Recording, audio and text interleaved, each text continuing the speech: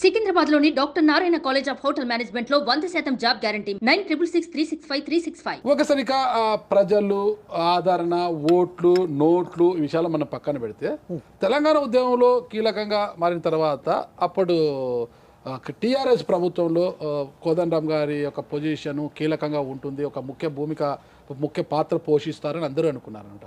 కానీ అక్కడ మీకు ఎంతవరకు గుర్తింపునిచ్చింది అన్నది అందరికీ తెలిసిందే. మరి కేసీఆర్ గారికి మీకు దూరమైంది, ఏ పరిస్థితులు దూరమైనా అందరి పాత విషయాలు అవన్నీ కూడా అన్ని చాలా ఇంటర్వ్యూలు మీరు చెప్పారు, అన్నీ అయిపోయినాయి అనమాట.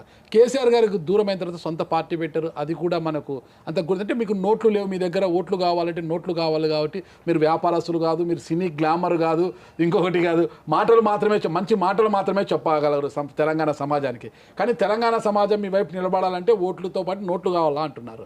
అయితే ఈ పరిస్థితుల్లో ఏ ఉద్దేశంతో అసలు తెలంగాణ ఉద్యమంలోనే పాల్గొనని రేవంత్ రెడ్డి గారికి మీరు మద్దతుగా నిలిచారు? విషయం ఏంటంటే అక్కడ తెలంగాణ వ్యక్తిని చూడలేదు. ఇక వ్యక్తి ఎవరు అనేది కాదు, ఆయన కూడా తెలంగాణ ఉద్యమానికి మద్దతు ఇచ్చినటువంటి వాడే. టీడీపీలో ఉండి కూడా చాలామంది మద్దతు ఇచ్చిండ్రు, అందులో ఉండి ఆయన కూడా మద్దతు ఇచ్చిండు. కానీ దానికంటే ముఖ్యంగా ఏంటంటే పార్టీనే, కాంగ్రెస్ పార్టీ వారి అధిష్టానం ప్రత్యేకించి రాహుల్ గాంధీ గారు ఉద్యమ ఆకాంక్షల సాధనకు మేము కట్టుబడి ఉన్నాం, తెలంగాణ ఉద్యమ ఆకాంక్షల సాధన కోసం మేము కట్టుబడి పనిచేస్తాం, తెలంగాణ అభివృద్ధిని సాధిస్తాం, అది ప్రజలందరికీ దక్కే విధంగా చర్యలు తీసుకుంటామని అన్నారు.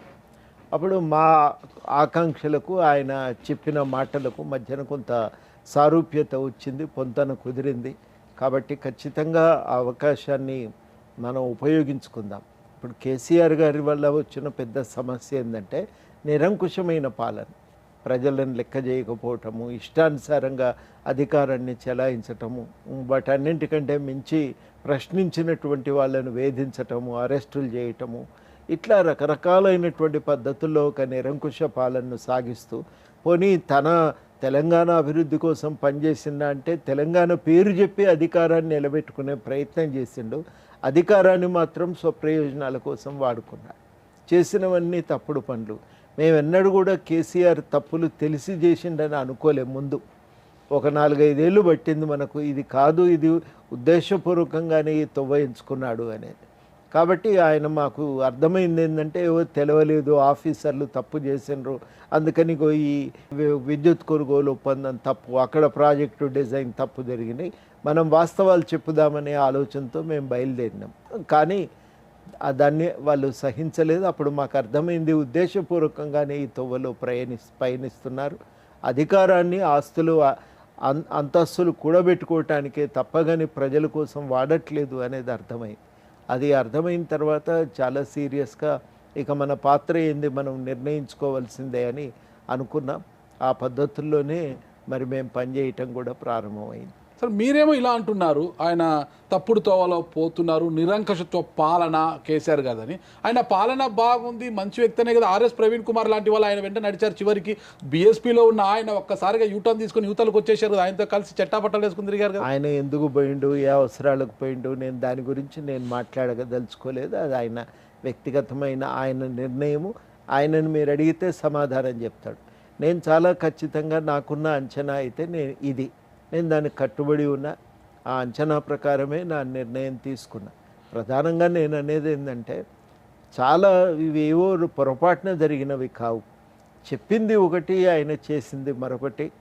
ఏది కూడా ఆయన సమిష్టి ప్రయోజనాల కోసం ఆలోచన చేయలేదు, తెలంగాణ వికాసం కోసం ఆలోచన చేయలేదు. ఆఖరికి పార్టీ పేరులో నుంచే తెలంగాణ అనే పదాన్ని తీసిపారేసిండు. టీఆర్ఎస్ పోయి బీఆర్ఎస్ అయింది.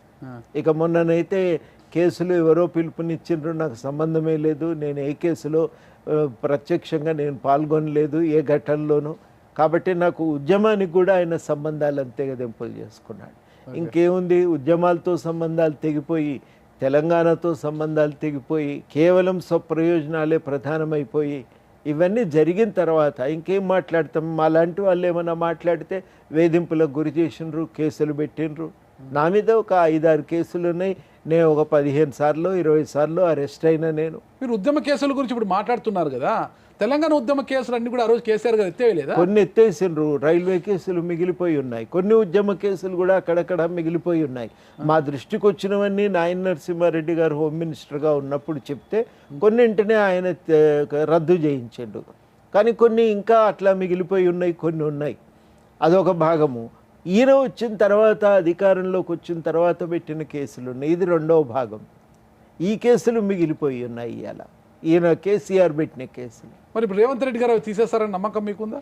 రేవంత్ రెడ్డి గారికి మన జీవన్ కుమార్ గారు మానవ హక్కుల వేదిక నాయకులు వారు చాలా సమాచారం సేకరించి అవి గవర్నమెంట్కి ఇచ్చిండ్రు, హోమ్ సెక్రటరీకి, సీఎం ఆఫీస్లో కూడా వెళ్ళి ఇచ్చిండ్రు, అందరికీ ఇచ్చిండ్రు. ఇచ్చి ఈ కేసులు ఇవి పొలిటికల్ కారణాల వల్ల రాజకీయ ఆందోళన నిర్వహించినందుకు పెట్టినటువంటి కేసులు, ఈ కేసులు ప్రభుత్వం ఉపసంహరించుకోవాలని చెప్పి వారు ఉత్తరం ఇచ్చిండ్రు. రేవంత్ రెడ్డి గారితో అందరం కూడా మాట్లాడినాం, ఈ కేసులు మీరు ఎత్తేయాలి అని.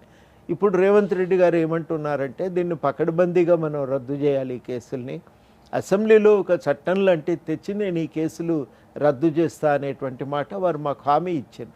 కాబట్టి ఒక నమ్మకం మాకు కుదిరింది. ఒక తెలంగాణ ప్రజల ఆకాంక్షలను రేవంత్ రెడ్డి గారు నెరవేరుస్తారనే ఒక నమ్మకం మాకు వచ్చిన వెంటనే వాళ్ళ వెంట వెళ్ళామని మీరు అంటున్నారు కదా. అయితే ఇక్కడ ఒక పాలు ఉంది కోదండరామ్ గారి మీద, ఏంటంటే అది అసలు తెలంగాణ ఉద్యమంలోనే పాల్గొనని రేవంత్ రెడ్డి గారితో ప్రొఫెసర్ కోదండరామ్ గారు వెళ్ళడం ఏంటి అనే ఒక అపవాదం అయితే ఉంది. ఆయనకు ఎమ్మెల్సీ కావచ్చు, రాజ్యసభ ఇవాళ అతీతులు, వాటన్నిటి కూడా పదవులకంత అతీతులు. కోదండరామ్ గారు వేటిని ఆశించే వ్యక్తి కాదు, కానీ అక్కడికి వెళ్ళడం వల్ల ఏంటి, మహా అంటే ఒక ఎమ్మెల్సీ ఇస్తానని ఆశ చూపారు వాళ్ళు. ఆయన వెంట నడవడం ఏంటి అనేది కూడా అపవాదం ఉంది కదా ఇక్కడ. ఇవన్నీ మరి పార్టీగా తెలంగాణ ఇచ్చిన పార్టీయే కదా. తర్వాత తెలంగాణ ఆకాంక్షల సాధనకు మేము కట్టుబడి ఉన్నామని ప్రకటించారు కదా, అది వాళ్ళ అధినాయకుడు రాహుల్ గాంధీ గారి నోటి నుంచి వచ్చిన మాట. తెలంగాణలో ఒక ప్రజాస్వామిక పాలన సాధిస్తామని కూడా అన్నారు వారు. ప్రజాస్వామిక పాలన మా గ్యారంటీగా మేము చెప్తున్నాం, ఇది ప్రజాస్వామిక పాలన మేము తీసుకొస్తామని. అవన్నీ అన్నందుకు ఇవాళ మేము చాలా స్పష్టంగా ఆ పార్టీకి మద్దతు ఇచ్చినాం. పార్టీని చూసి నిర్ణయాలు తీసుకుంటాం కానీ ఒక వ్యక్తినో ఇద్దరు వ్యక్తులను చూసి నిర్ణయాలు తీసుకోం కదా. వాళ్ళు కూడా వ్యక్తులు కూడా చాలా వరకు ముఖ్యమైన వాళ్ళందరూ కూడా తెలంగాణ డిమాండ్ను సమర్థించిన వాళ్ళే, తెలంగాణ సాధన కోసం తోడ్పడినటువంటి వాళ్ళు. రేవంత్ రెడ్డి గారి సర్కారు ఆ దిశగా అడుగులు వేస్తుందంటారా? తెలంగాణ ప్రజల ఆకాంక్షల మేరకు ప్రజాస్వామికమైన వాతావరణం అయితే ఏర్పడ్డది. ఓకే, ఆ మునుపట్లాగా వేధింపులు లేవు, ఫోన్ ట్యాపింగులు లేవు, వెంటబడటం లేదు. ఏదన్నా పోయి అడిగితే గవర్నమెంట్కు చెప్పుకోవటానికి ఒక వాతావరణం ఏర్పడ్డది. ప్రతిదీ మనం చెప్పగలుగుతున్నాం ఇవాళ ప్రభుత్వం దృష్టికి. కాంగ్రెస్ పార్టీ మీకు అంత గుర్తింపునిచ్చిందా?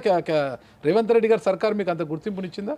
వింటున్నారు, పోయి చెప్తే కరెక్టే. మనకు సమర్థించిన వాళ్ళే కదా, మనల్ని తెలంగాణ కోసం కొట్లాడిన వాళ్ళు కదా, వాళ్ళకి తెలుసు కదా విషయాలు. విందాము, ఇది చేద్దాం, దృష్టిలో పెట్టుకుందాం అనే అభిప్రాయంతోనే ఉన్నారు అందరు. సుమన్ టీవీలో మీ పర్సనల్ అండ్ బిజినెస్ ప్రమోషన్స్ కోసం కింది నెంబర్కి కాంటాక్ట్ చేయండి.